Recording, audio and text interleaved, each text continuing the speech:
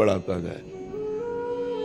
जो साधन पकड़े, पर वो साधन शास्त्र सम्मत होना चाहिए, संतों द्वारा सेवित होना चाहिए, मनमानी नहीं होना चाहिए, नहीं तो उस पर विश्वास नहीं है।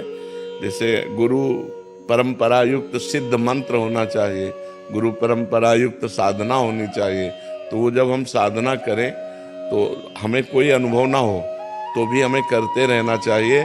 जैसे हम कई दिन के भूखे हैं, हम एक कवल खाएं तो कुछ अनुभव नहीं होता, 2-4 कवल खाएं तो अनुभव नहीं होता, जब आधा पेट हो जाता है तब स्वाद आता है भोजन में। नहीं, आधा पेट तो भरना ही होता है जल्दी जल्दी। ऐसे ही हम अनंत जन्मों में दुष्कर्म हुए हैं, अनंत जन्मों में पाप हुए हैं, तो हमारा जो साधन है पहले उस पाप कर्म को नष्ट करेगा, तब आनंद आएगा।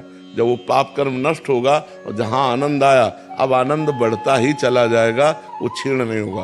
ये हो सकता है 10 वर्ष साधना करने पर नष्ट हो सकता है 10 महीने में नष्ट हो जाए। अब आपकी साधन पद्धति कितनी जोर की है, उतने जोर का वो आक्रमण करेगा, आपके पूर्व पापों पर आक्रमण करके जब उसको विध्वंस कर देगा आपका भजन, तब आपके अंदर आनंद की अनुभूति होगी। नहीं तो 10वें वर्ष साधना करने पर हृदय जलता है, काम क्रोध आते रहते हैं, बड़ा विघ्न दिखाई देता है, वो सब कूड़ा करकट साफ कर रहा है। साधन कभी व्यर्थ नहीं जाता, क्योंकि अविनाशी का जो साधन है वो अविनाशी होता है, तो वो उसका विनाश करेगा ही करेगा। हमें धैर्यपूर्वक अपने साधन में लगे रहना चाहिए और साधन को बढ़ाते रहना चाहिए, पर साधन के विघ्नों से दूर रहे, साधन को छोड़े ना, साधन में आस्था कम न होने पावे और अन्य आचरण पाप के न बनने पावे। तो काफी समय में आपको अनुभव हो जाएगा कि हमारा साधन सफल हुआ।